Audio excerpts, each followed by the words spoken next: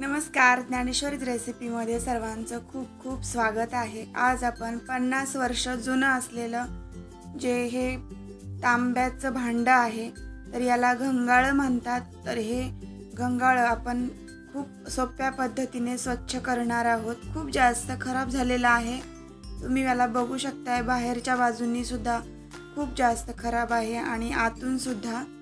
तर बरेच दिवस हे वापरल्यानंतर तसंच पडून होतं आणि जास्त दिवस वापरात नसल्यामुळे मग हे खराब झालेलं होतं। तर हे पुन्हा वापरात आणण्यासाठी आपण याला एका लिक्विडच्या सहाय्याने हात न लावता स्वच्छ करणार आहोत। म्हणजेच घासणी किंवा हात न लावता आपण हे भांडं स्वच्छ करू शकतो।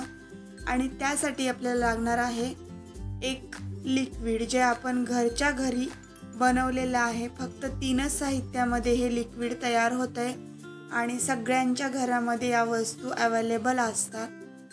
तर आपण पटकन या व्हिडिओला सुरुवात करूया। तुम्ही सुरुवातीला हे किती काळपट आणि किती खराब आहे ते सुद्धा बघा आणि घासल्यानंतरची क्लिप पण मी तुम्हाला सुरुवातीला दाखवली। अगदी स्वच्छ होते हे भांडं आणि हे घंगाळ घासण्यासाठी मेहनत लागत नाही। अगदी कमी साहित्यात तयार होणारे फक्त एक लिक्विड लागते। तर हे लिक्विड कसं बनवायचं ते सुरुवातीला मी तुम्हाला सांगणार आहे। तर इथे आपण लिक्विड बनवण्यासाठी लागणारे जे लिंब आहेत ते लिंब आपण इथे घेतलेले आहेत। जरी हे लिक्विड बनवलं तरी बऱ्याचशा टिप्स आहेत त्या फॉलो सुद्धा कराव्या लागतात। त्या फॉलो केल्या की मग तुमचं घंगाळ फारच क्लीन आणि स्वच्छ होणार याची मी तुम्हाला खात्री देते। कारण यामध्ये खूप चिवट आणि चिकट डाग आहेत काही जे पाण्याचे वर्षानुवर्ष वापरल्यामुळे होतात।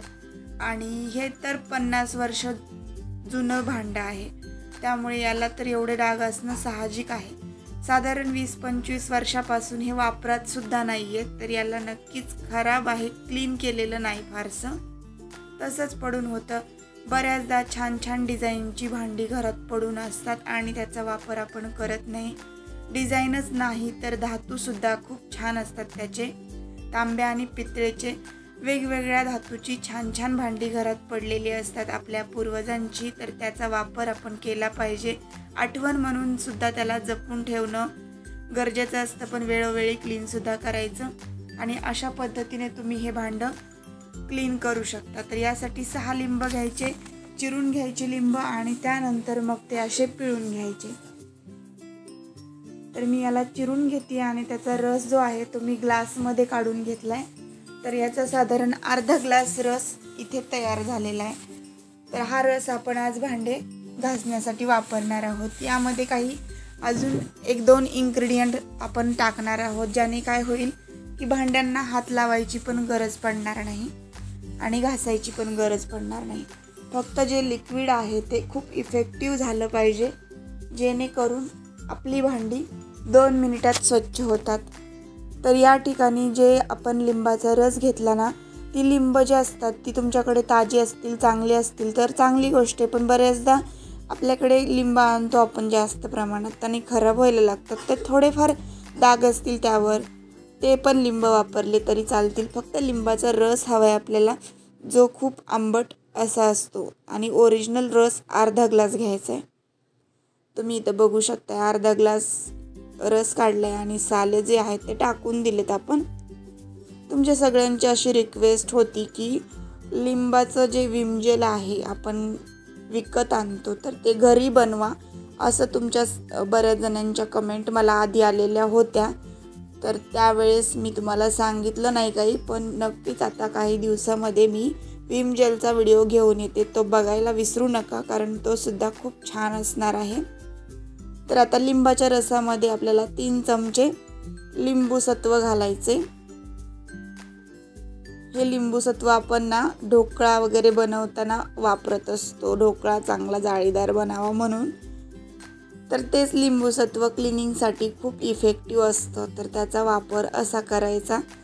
तर खूप जास्त दिवसाची भांडी आपण पितांबरीने पण निघत नाहीत म्हणून मग तशीच ठेवलेली असतात किंवा खूप मेहनत लागते घासायला म्हणून ठेवलेली असतात। तर ती काढायची आणि 2 मिनिटात चकाचक करून मग घरामध्ये परत ठेवून द्यायची. अगदी बिना मेहनतीचीच ही भांडी स्वच्छ पण होतात, वेळही वाचतो, पैशाची बचत होते. घरच्या घरीच तयार केलेलं टाकाऊ वस्तूंपासून बनवलेलं हे लिक्विड आहे. तर यामध्ये अजून एक गोष्ट टाकायची राहिली आहे. तर खराब होणारे थोडेफार लिंब असतात ना, त्याचा वापर केला तरी चालेल, असं मी तुम्हाला मगाशीच सांगितले. तसंच करायचं. तर यातल्या लिंबाच्या बिया तुम्हाला वरती तरंगताना दिसत आहेत, त्या आपण काढून टाकूया. यामध्ये 3 चमचे मीठ घालायचं. जे रेग्युलर वापरातलं मीठ असतं ना, आपण भाजीसाठी वगैरे वापरतो ते, तर तेच मीठ आहे हे साधं. 3 चमचे 3 चमचे लिंबू सत्व आणि 3 चमचे हे मीठ वापरायचे. आता लिंबू सत्व थोडंसं साखरेसारखं जाडसर होतं, त्यामुळे याला चांगलं ढवळून घ्यायचे आणि याला पातळ छान लिक्विड तयार होईल इतपत आपल्याला ढवळत राहायचे. तर मी याच्यावरच्या बिया थोड्या काढून टाकते. रस घेतानाच गाळून घेतला तरी चालेल, पण ती प्रोसेस स्किप केली मी, कारण गाळून घेण्याची काही आवश्यकता नव्हती. कारण हे लिक्विड आपण लगेच भांडे घासण्यासाठी वापरतोय, तर कशाला उगाच खूप जास्त भांडी भरवायची, म्हणून मग मी लिक्विड गाळलं नव्हतं. तर तुम्ही सुद्धा नाही गाळून घेतलं तरी चालेल, फक्त बिया वरच्या काढून घ्यायच्या आणि टाकून द्यायच्या. त्यानंतर हे जे लिक्विड आहे ना, हे ऑलमोस्ट तयार आहे. यामध्ये पूर्णपणे आता लिंबू सत्व पण विरघळलेलं आहे, पण याचा इफेक्ट पूर्णपणे आपल्याला मिळावा म्हणून काय काय स्टेप करायच्या आहेत फॉलो, ते नक्की बघा. शेवटपर्यंत व्हिडिओ बघा, म्हणजे तुमचं सुद्धा अशा प्रकारे 50 वर्ष जुनं जे भांडं असेल ते तुमच्या पूर्वजांचं, तर ते तुम्हाला एकदम सोप्या पद्धतीने स्वच्छ करता येईल आणि ते घरामध्ये पडून पण राहणार नाही. तसंच तर इथे बघा, यामध्ये थोडं थोडं करून आपण हे लिक्विड टाकून घेतले सगळीकडे एकसारखं. म्हणजे थोडंसं एकदाच ओतलं ना तरी पण चालेल, कारण मी हे चमच्यानं टाकलं, पण मी इथे नंतर थोडंसं ओतलं. तर हे टाकतानाच आपोआप क्लिनिंग होतंय, तुम्ही बघू शकताय. म्हणजे याला हात लावायची आणि घासायची गरजच नाही आहे. या जादूच्या पाण्याने फक्त आपल्याला याला धुवायचं आहे. तर हे जादूचं पाणी तुम्हाला सुद्धा नक्कीच बनवता यावं अशी माझी इच्छा आहे, कारण सगळ्यांनाच हे माहीत व्हावं की आपल्या घरामध्ये एवढ्या छान इफेक्टिव्ह गोष्टी असतात ज्या आपण घरीच बनवू शकतो. तर मग कशाला पितांबरी आणि कशाला मग खूप सारे लिक्विड्स महागडे आणायचे, आणि बऱ्याचदा मोडीला पण घालतो आपण घरातले भांडे. काय करायचं, कशाला घासत बसायचं, कारण ते निघणारच नाही, तर मग कशाला वेळ घालवायचा म्हणून. तर मोडीत घातलं तर काय होतं, हे भांडं जर आपलं 5,000चं असेल, 10,000चं असेल कोणतं, तर कारण भांडी तांब्याची पितळेची महागच असतात, आणि ते जर मोठे मोठे असतील आणि त्याची किंमत तुम्हाला तेवढी मिळणार नाही मोडीला घातलं तर. अगदी 1,000-1,500मध्ये तुमचं भांडं जाईल, आणि मग त्याला फक्त क्लीनच केलं तर ते पुन्हा वापरात येईल, नव्यासारखं चकाचक होईल. तर तुम्ही त्याला फक्त घासण्याअभावी तुम्ही त्याला विकू नका, मोडीला घालू नका, कारण की घासणं हे खूप सोपी गोष्ट असते आणि त्याचं जे लागणारे साहित्य आहे ते पण घरातच असतं. फक्त आपल्याला करणं गरजेचं आहे, म्हणजे ते घासणं गरजेचं आहे आणि ती गोष्ट वापरात आणणं गरजेचं आहे. आपल्या पूर्वजांच्या आठवणी तुम्ही अशा पद्धतीने छान स्वच्छ करून ठेवा. तुमच्या हाताने त्याला स्वच्छ केलं तर तुम्हाला आनंदही तेवढाच मिळतो. तर इथे बघा, मी कसं 2च मिनिटामध्ये ह्या जादूच्या पाण्याने याला स्वच्छ केले. तसं फक्त पाणी टाकायचं आणि सगळीकडे एकसारखं फिरवून घ्यायचं. तुम्ही म्हणाल आता बाहेरचा भाग कसा करायचा क्लीन, तर नक्की सोपं आहे. स्क्रबर घ्यायचं, स्क्रबर त्या पाण्यात बुडवून थोडंसं सगळीकडे ते पाणी लावून घ्यायचं फक्त, आणि थोडंसं थांबायचं 2-3 मिनिट, आणि नंतर मग ते आपोआप मुरलं जातं. त्यानंतर पाणी जसं जसं त्या भांड्याला लागेल तसं ते त्यामधून जी घाण आहे, मळ आहे किंवा डर्ट आहे, तर ती निघायला लागते आपोआपच. आणि मग अशा प्रकारचं काळं पाणी होतं. तर इथे मी जे लिंबाचं पाणी केलेलं होतं ते मला पूर्णपणे आतली बाजू साफ करण्यासाठीच ऑलमोस्ट लागलेलं होतं, पण मी या पाण्याचा पुनर्वापर केला. हे पाणी मी टाकून न देता भांड्यात काढून घेतलं दुसऱ्या, आणि मग तेच बाहेरून वापरलं होतं. तर असं मी का केलं, कारण एवढं पाणी जे आहे हे फार इफेक्टिव्ह आपण बनवलेलं आहे. यामध्ये खूप जास्त आपला खर्च आहे, म्हणजेच इन्ग्रेडियंट आपण जे ॲड केलेत ना, तर ते साधारण 10-15 रुपयांचे तर असतातच. मग आपण थोड्याच तरी पैशाचा विचार केलाच पाहिजे. तर मग तेवढेच आपण तेच पाणी पुन्हा बाहेरून वापरलं तर त्याचा पुनर्वापर होतो आणि त्याचा इफेक्ट होतोच होतो. कारण हे पाणी इतकं इफेक्टिव्ह आहे की त्याचं फक्त थोडासा जरी कशावर थेंब पडला ना, म्हणजे तांब्याच्या पितळीच्या भांड्यावर, तर लगेच ते आपोआप लखलखीत आणि चकचकीत होतं. तर इथे जे मी आता तारेच्या घासणीने थोडं घासून घेते, तर ते का घेते मी तुम्हाला सांगते. 50 वर्ष जुने एखादं भांडं असेल आणि त्यावरती चिकट चिवट डाग असतील, जे वर्षानुवर्ष साचलेले असतील, तर ते आपोआप तर निघणार नाही. तुम्ही पण ही गोष्ट समजू शकता. आतला भाग जो होता तो बऱ्यापैकी आपोआपच निघाला. जो चकाचक झालेला आहे तो मी स्वतःच बघितला आता समोर, तर तो तर निघालेला आहे बघा हा भाग. पण आपला जो वरच्या काठाचा भाग आहे तिथपर्यंत लिक्विड व्यवस्थित पोचत पण नाही आहे. आणि त्यामुळे मग मला इथे तारेचा स्क्रबर वापरावा लागला आहे, ही घासणी वापरावी लागली आहे.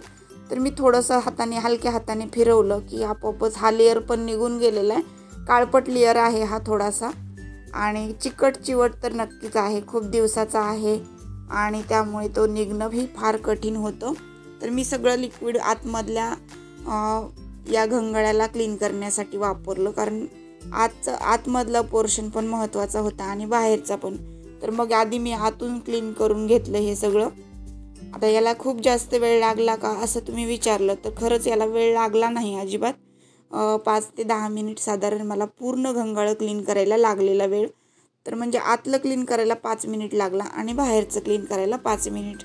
म्हणजे अजिबात वेळ लागत नाही. तुम्ही खरंच कॉन्फिडंटली कोणालाही सांगू शकता की हे लिक्विड बनवा आणि या लिक्विडने तुम्ही तुमची भांडी फक्त धुवून घ्या, घासायची अजिबात गरज नाही. तर एवढं इफेक्टिव्ह आहे. हाताला पण याचं काहीच तुम्हाला होणार नाही, म्हणजे इफेक्ट तुमच्या हातावर बॅड इफेक्ट काही होणार नाही. नॅचरल आहे हे, घरच्या साहित्यात बनवलेले, ना कुठलं केमिकल आहे ना कुठलं काय.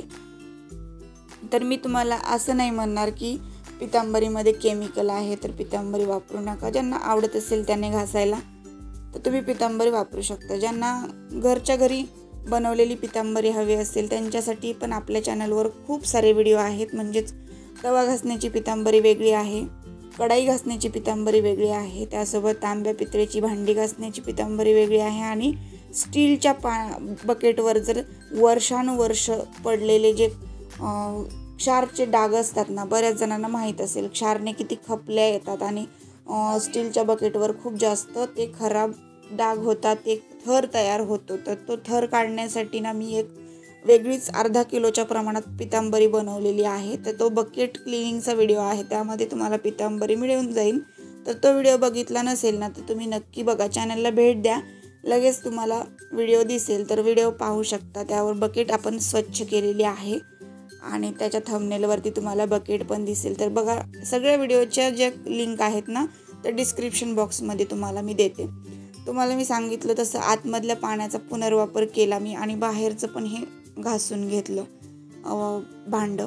तर इथे बघा, मी याचं खाली पडलेलं पण भांडं पाणी जे आहे ते वाया जाऊ देत नाही आहे, कारण हे पाणी आहेच तेवढं इफेक्टिव्ह. तर याचा थेंबही वाया घालवू नये असं हे पाणी आहे, म्हणजे लिक्विड आहे हे.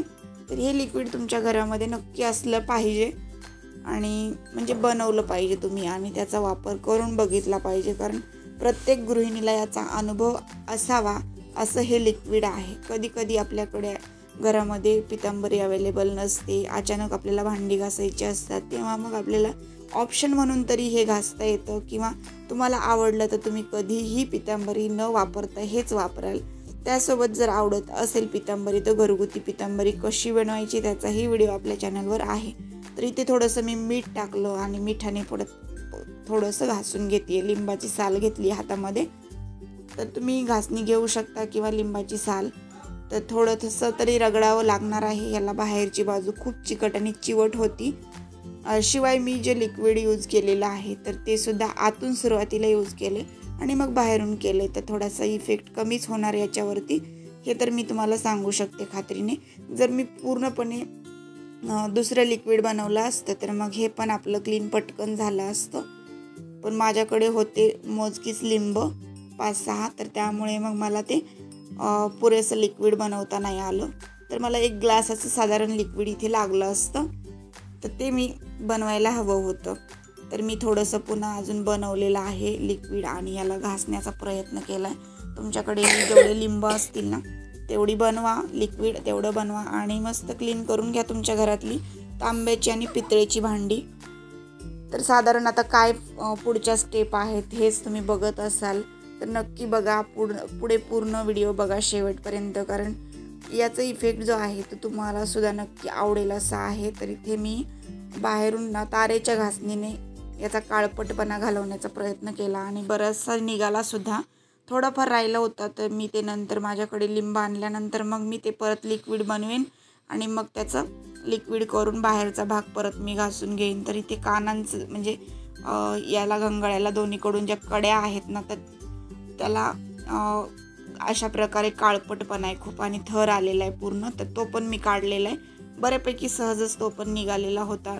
तर काही ठिकाणी हे लिक्विड न पुरल्यामुळे म्हणजे मला ते लिक्विड खरं तर पुरलं नाही, त्यामुळे मग ते राहिलेलं आहे थोडंफार बाहेरून धब्बे, पण आतून मात्र मी पूर्ण क्लीन केलेलं होतं.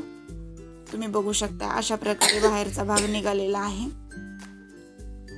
तर तुम्हाला मी एकदा याला स्वच्छ धुवून पण दाखवते आणि मग तुम्ही याचा इफेक्ट नक्की बघा.